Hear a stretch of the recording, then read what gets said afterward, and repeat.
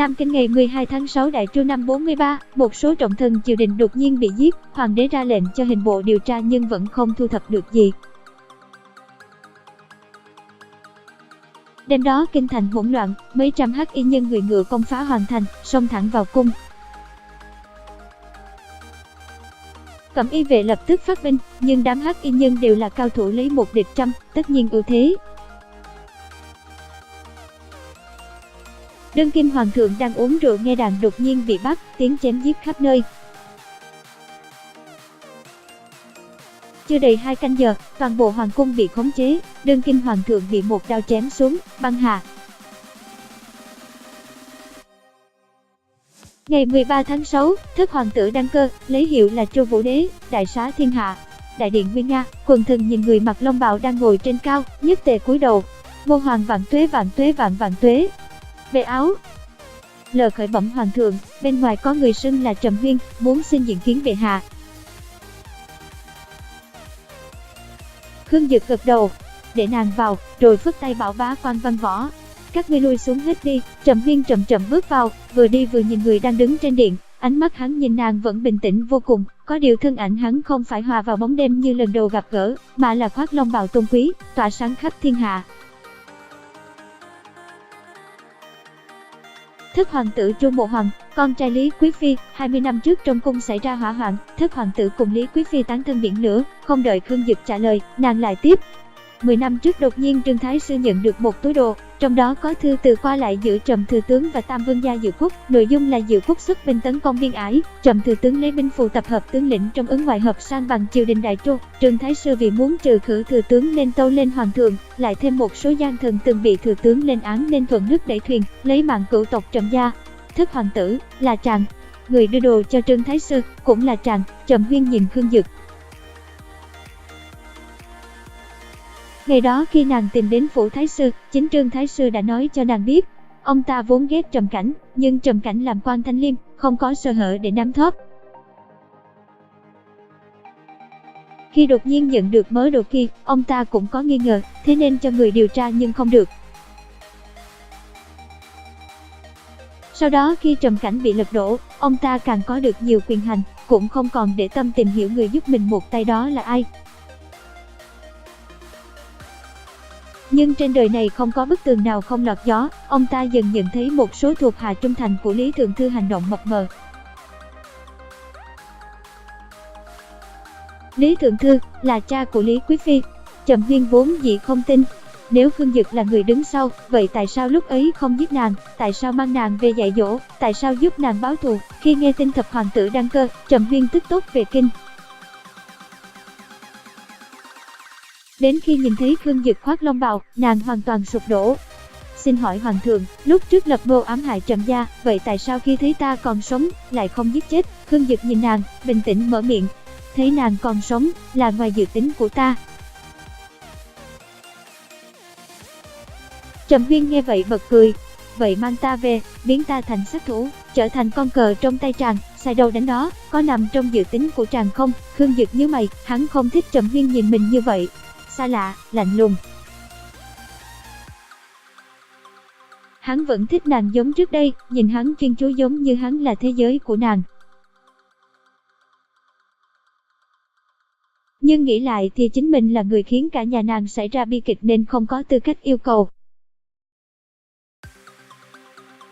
Hắn muốn nói, nhưng lại không biết nói điều gì, đành lặng im đứng đó. Quả thật hắn là thế giới của nàng. Lúc đó toàn bộ Trầm gia đều chết, chỉ còn một mình nàng đơn độc trên đời, là hắn, trong đêm đó mạnh mẽ xông vào trong thế giới của nàng. Ngươi là ai? Khương Dực lúc mới tới Nghi Sơn, nàng mỗi đêm đều bị ác mộng quấy rầy mà trực giấc, là hắn, trong đêm đó ôm nàng vào lòng. Đừng sợ, ta ở đây lúc nàng bắt đầu luyện võ, không chịu nổi cực khổ mà khóc, là hắn, dịu dàng lau đi nước mắt của nàng.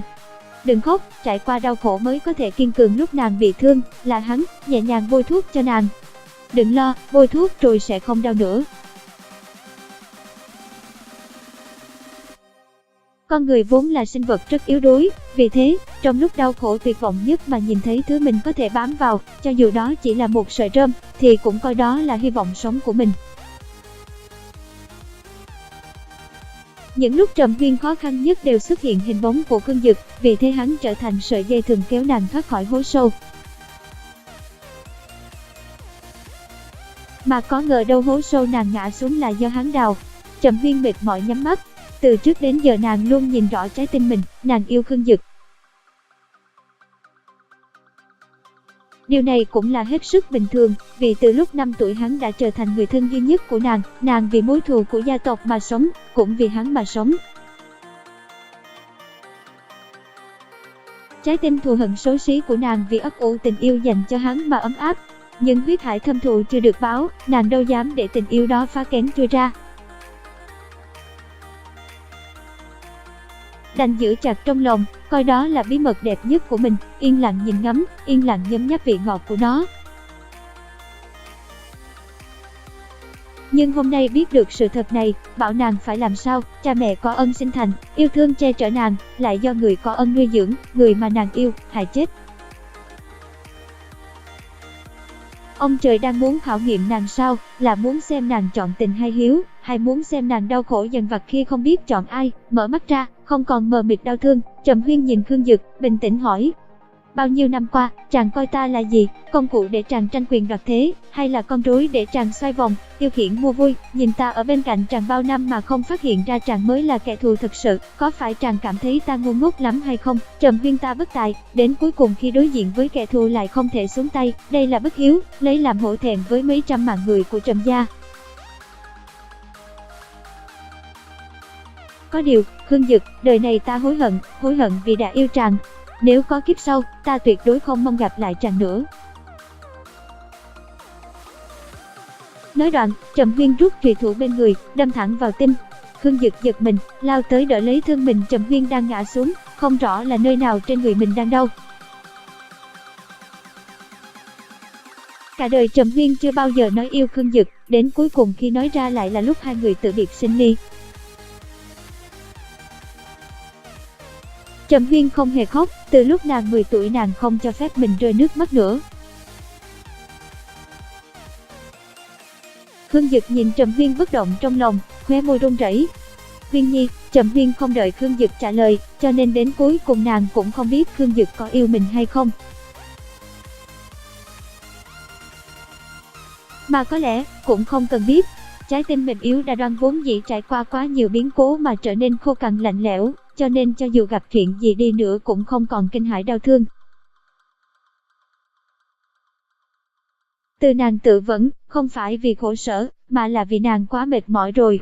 Khoảnh khắc đó, Khương Dực rơi nước mắt.